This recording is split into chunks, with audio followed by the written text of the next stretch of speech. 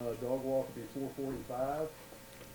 Also a reminder, there's a basketball media availability this afternoon at 2:40 over in the Taylor Room. First game is tomorrow night. And reminder, no live trains. Yep, he's got it. Off to Missouri, I think Barry Odom and his staff have done a tremendous job. I got a lot of respect for him. He's a guy that I share a lot of ideas with and discuss a lot of things with when we're at SEC meetings. Very similar to me, a defensive guy, and also coaching at his alma mater. But, I think he's done a great job motivating this team and putting them in a good situation. They are extremely physical. They are a tough matchup from their defensive perspective because they're so big and physical up front. You look at historically against us, they've done a really good job. They are top probably 15 in the country in almost every defensive category, and they do a good job of that. Their offense has been very explosive. They're tied for the most plays over 50 yards in our conference, and they've done a good job with that. They got a tight end that's tough to match up with and a quarterback that's played in a lot of big football games. So I got a lot of respect for the staff, what they've done, and what their team's been able to do. And I know coming off an off week, they'll be ready and prepared. Kirby, Dan was lamenting after Saturday's game about only running 52 plays and having 24 minutes of possession time. I know coaches have different views on time of possession and the importance of it. Is that one of y'all's team goals? I know y'all have a bunch of objectives, and is getting up into the mid-30s in time of possession, is that a goal? And I guess as a follow-up, how much does that help you when you're winning that each week when you have a closing stretch like this with 5 Power 5 games with no open dates? Well, objective goals for our offense, one of them is to win time of possession. It's one of the 15, 20 things we list, and we hit some of those in the game. We didn't hit some of those. Time of possession, winning that battle, our offense, they won that battle, and that was important to them. It's important in every game that you win the time of possession, but it can be misleading for explosive teams that are scoring all the time. But I'm really focused on Missouri and how we can kind of get ourselves in a position to play these guys. Coach, extremely motivated and physical is a recipe for disaster after what you're coming off emotionally.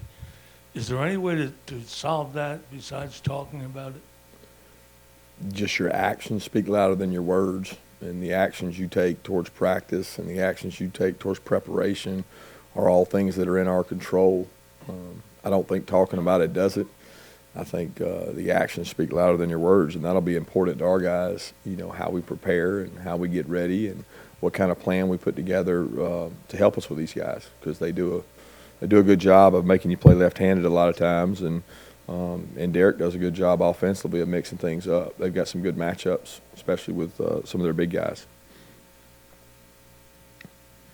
Coach, I think your defense ranks at the top of the SEC in most categories, second in passing efficiency, and yet you've only got one interception in league play. What would you attribute that to, and how has the game changed? I think I looked at your stats, and you had 8 or 9. A guy like J.R. Reed has 1. I mean, is the game that different than when you played? I wouldn't say it's that different. We play a little different style because we're a match defense for the most part. I think a lot of interceptions come through zone defenses and being able to see the ball a lot of times. We're not always looking at the ball. We're looking at the man, whether it's a zone matchup or a man matchup. But it's what we think gives us the best chance to make people inefficient.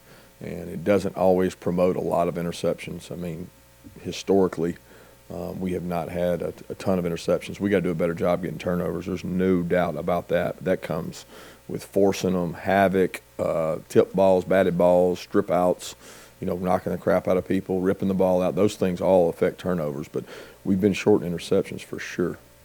When you're inquiring about graduate transfers and guys who spend a lot of time at other programs and want to come play here, how much work or how important is that sort of mental aspect that they have and sort of their willingness to come in and work right away just as important as targeting guys who fill a specific need for this team? I'm not sure I understand it. I mean, what are you asking? Just how sort of important, I'm trying to understand, the mental capacity and how sort of the mental side to it. Most of the time you know enough about those guys to know they've got the mental capacity. I mean, they've played in an offense or defense for a year. You usually have some kind of connection to them because Otherwise, they probably wouldn't be considering you. It's not just completely out of the blue. You usually know something about them. You know a coach that used to coach them. You knew them out of high school through recruiting. But you have some connection and you feel comfortable that they're going to fit in your program. Otherwise, you don't bring them in. Following up on your opening statement after Florida, where you referenced the video of Michael Johnson that you showed the team, what was the underlying message there that kind of gave the team some motivation? And then also, do you guys pick and choose a special or a documentary like that show every week, and how do y'all go about choosing which one? We use outside sources. We use Trevor Moawad, a consulting firm that Trevor and I've had a relationship for a long time, and we don't always use them, but we usually come up with some kind of message, regardless of what the game is. There's a point to it and an emphasis for it. And this week it was more about, for him, it was an opportunity to make a decision that he wanted to do something rather than listening to the outside world and all the different pressures. He chose to wear gold shoes because he expected to win the race, and that was a decision that he made, and he made it internally, and wasn't really worried about everything outside that. And that's really what it's about. I mean, because the men in this room that come in here for meetings every day and fight and do all the things, they're the ones that matter. They make the decisions that determine the outcome of the game, nobody else. Kirby, I imagine it would vary from play to play, but from snap to Jake releasing a pass, is there a certain amount of time you want him to have the ball? And I mean, ideally, when you have a goal to hit. And also, how has the pass protection been, if you look at this season as a whole? I know what the sacks say, but how do you view that? I think the pass protection has been excellent. I've repeatedly said that. I thought early in the year was when it was at its, I guess you could say, weakest. But I mean, coming in here after the Vanderbilt game, that was a concern for me because we took some shots and some hits, and they've improved. They worked hard on it. They've gotten better. As far as snap to throw, it really depends on the route structure and it depends on the protection. You know, some protections it's quicker. It's meant to be that way. Got to get the ball out. Some route structures, ball's out quick, and then other ones is longer and longer developing. But our guys have done a good job up front. That's one thing they do really well is pass pro, and it's like Sam says, you get good at what you practice at. Well, we practice that too. Kirby, I know you've got to prepare for Missouri's best game of the year, but they have had this Jekyll and Hyde effect of being very good at home and struggling away. Have you watched enough film to know what has kind of led to such a wide discrepancy given what they did to South Carolina at home and their struggles on the road? No, I don't look into it much, to be honest with you. I think it's not really it's not a big deal. I mean, the bottom line is I know the football team they got, I know the coaching staff they got, I know the players they got, and I can watch the tape and know they've got a really physical football team. You know, one of the games was played in some extreme weather conditions, which I know how that impacts the game, and I know that impacts when you're playing against a guy that's probably not a quarterback, he's an athlete. It completely changed the game for how they played. So it's very different. Coach, I wonder if you could update the status on Tyson Campbell. I thought I saw him warming up, but then I thought I might have seen him in the medical tent at one point, or did he just not play? He wasn't in participation chart?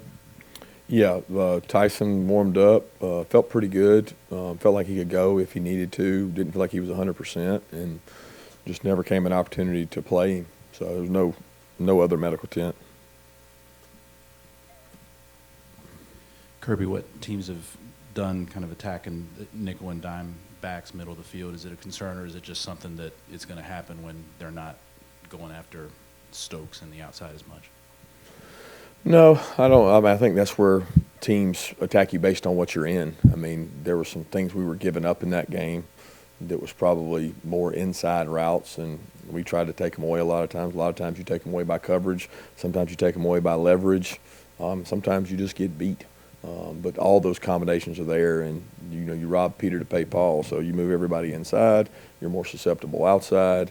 It's really about pitching to it and being able to change things up. And I think Dan and the defensive staff's doing a good job of that. Coach, can you talk about Jake's comfortability with Cager? It just seems like when he's out there, it's like they have a relationship, and that kind of feeds into the other receivers. It just seems like to kind of get more comfortable when he's out there? Yeah, I'd say he's comfortable with him. He's comfortable with some of our other wideouts. I mean, some of those plays Cager got were just, they weren't featured Cager plays. He was the second, third, fourth option on some of them. Some of them he may be primary. Some of them he's primary based on coverage. Some of them he's not. But some of them Jake had time to work to him to make the decision on who to throw it to. So I don't think it was a scheme deal. It was, some of them he was just the best option. He was the open option in the zone. But Jake's comfortable with all our guys. I think he's got a good rapport with all the receivers. Kirby, you mentioned several times this year that the run game in the SEC is more of a cumulative effect. You don't come in and move guys off the ball right away. With where you're at in the schedule and with the gauntlet you've got coming up, does that take on maybe a little bit more of an extra importance to kind of stick with that run game and wear teams down? Well, I don't think you ever just stick with something to bang your head against the wall. I mean, if you're not successful doing it, you can't abandon it totally, but you got to do what works, and you got to have enough change-ups to keep them honest, and I think we always try to do that. I mean, you know, of all the games, that was probably the toughest game throughout because there was never a large success, you know, in the run game where it was like other games where you've been able to take over or third and fourth quarter really be able to power it through them. That was tough sled, and give Florida credit. They played really physical at the line of scrimmage. These guys will be the same way. They got a good defensive front. It's just hard to run the ball in our league, and our success has been more second half oriented than first half for the most part. Coach, after you spent 2 weeks hearing about how you weren't as good as people thought you were, and now this week your guys will hear how great they are again. Which one's tougher as a coach to deal with? Yeah, I don't know that either one's tougher because I don't really try to pay attention to it. I try to emphasize to the kids that inconsistency is consistent. So the highs and the lows are going to be consistent as far as everybody's going to say one way or the other. It's always higher or lower than it really is. And as coaches, we always say that. It's never good as it is. It's never as bad as it seems. Most important thing is that our kids understand what makes you successful is what you do, not what you listen to. Following up on that in a way, I guess. So as you kind of look at the gauntlet that you called the meat and potatoes of the schedule last week or whatever, starting with Florida, but when was kind of the buy-in moment, and how do you get all of your players to buy in and understand the importance of the rest of the schedule going the so-called 1-0 every week? Well, we don't look past the gauntlet of Missouri because our team respects them and knows what they've got. That's really it's a single-minded focus on one thing. We can't look past that. And as far as buy-in, they never didn't buy in. They have bought in the whole entire time. There's been a sense of urgency for our guys for a long time. Just executed and got to get better. And most important thing is they understand they have to get better to get where we want to go. Coach, after battling Komet with Notre Dame and Pitts with Florida, what does Albert O present for Missouri? Is he different? Is he similar? Yeah, he'll have some good tape to watch, that's for sure, because we've had some tight ends have good performances against us, so they'll have some good things to look at, and he's a good player. I mean, I think back to last year, he was probably the toughest matchup I thought we had last year. It just seems like he stuck out more in that game.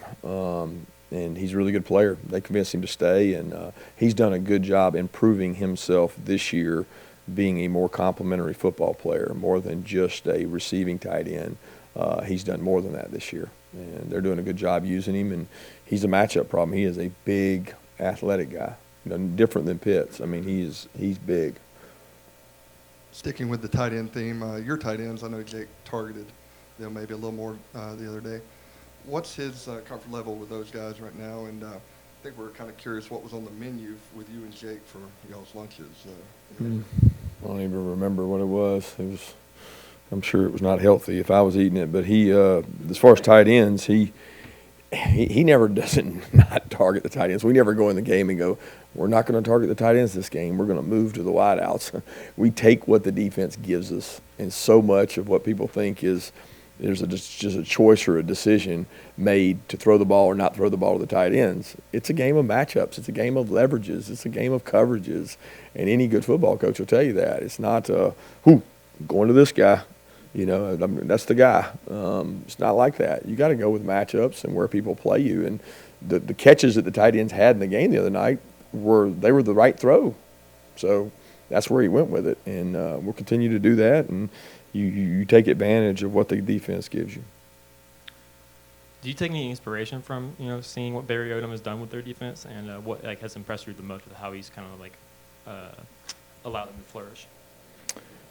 Hey, they've done a good job every year he's been there. To me, I mean, they're aggressive style. They load the box on you. They make you play one dimensional. They're very multiple, and they disguise things well. We always study what they do because we're always trying to get better, and they do different things than we do. We are not like philosophically built the same as them. I mean, yeah, stop the run, don't let them score, don't give up big plays, turnovers. Yeah, we're all the same there, but when you look at schematically, they're very different than us, and we're always trying to steal some ideas from them. And I've got a lot of respect for the way they play and how they play defense. Coach, just for clarity on following up on the Campbell question, so is he cleared to practice? He could have played, and then also did you come out of the game healthy otherwise? Yes, he practiced last week. I think I talked about it last week. He went Tuesday and Wednesday pretty much the whole practice. It bothered him some having been on the turf more because of the weather. We were forced inside, and so we kind of shut him down Thursday. And then for the game, pregame, he felt pretty good. He felt like he could play if he needed to, but he did not feel 100%. And we never really had the opportunity to put him in and play him. We were going to play him if we needed to, and we didn't feel like we had to. We were playing pretty well. So that's what it usually goes into. He'll continue to work this week. If he has a good week of practice and he feels 100%, then we'd sure like for him to play. We got a lot of roles that we can play a guy as fast and as talented as him, so we want to try to work him in some way. As far as other guys, yeah, pretty healthy coming out of it. I can't think of anybody that didn't finish the game out. It seems like most of this year, excuse me, you played a lot of younger quarterbacks, guys with not much experience. But this week you'll be facing a guy who's been around a long time, veteran. What kind of difference will that make as far as your defense's preparation? Well, I don't think it'll change how we prepare. We'll prepare for his style, which he's a really good athlete. They run him. He's got quarterback runs. They make you count extra hats in the box when he's a quarterback run guy. I mean, it's in a lot of ways, it's they can be Lynn Bowden from Kentucky with a really good passer back there. Okay, so now you're defending two things. That's tough, and the quarterback run element is hard, always hard to prepare for. But he's got a lot of experience in big games. It's not like he hasn't played in big games and been in these kind of stadiums, been in the SEC and also playing at Clemson. So got a lot of respect for the way he plays. He plays with toughness, passion. He runs the ball. He scrambles. He makes a bunch of throws. I mean, really good player. You had so many openings at wide receiver. I'm sure Georgia would have been an attractive option for any graduate wide receiver looking for a new home. I'm wondering, when you considered Cage, or did you have some others that had expressed interest in Georgia? We had a couple reach out, but either it wasn't a comfortable marriage, or we didn't know if they were going to be able to contribute. It's a tough decision because you're betting on this guy, and we haven't been 100%. You know, we've had guys that came in here and didn't play as graduate transfers, and you're looking for the right fit, and we just felt comfortable that it was the right fit with him, and he was the one that made the most sense. Two more questions?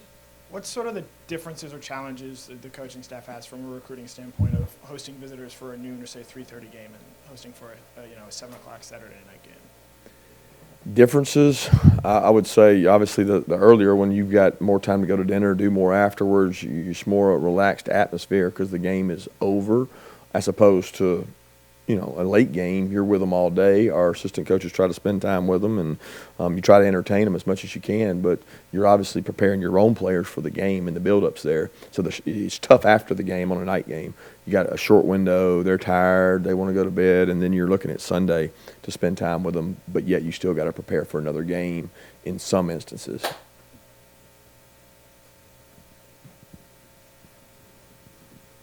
I guess this is another night game logistical question, but do you have a policy on how much TV your players are watching throughout the course of a day when there's a 7 o'clock kick, or do you view that as a distraction? Because obviously there's a big game in the West this week. Yeah, I don't know how I would monitor that. If you figure that out, let me know, because I'm not the TV police. So we don't monitor that, and we have walkthroughs and try to prepare it mentally.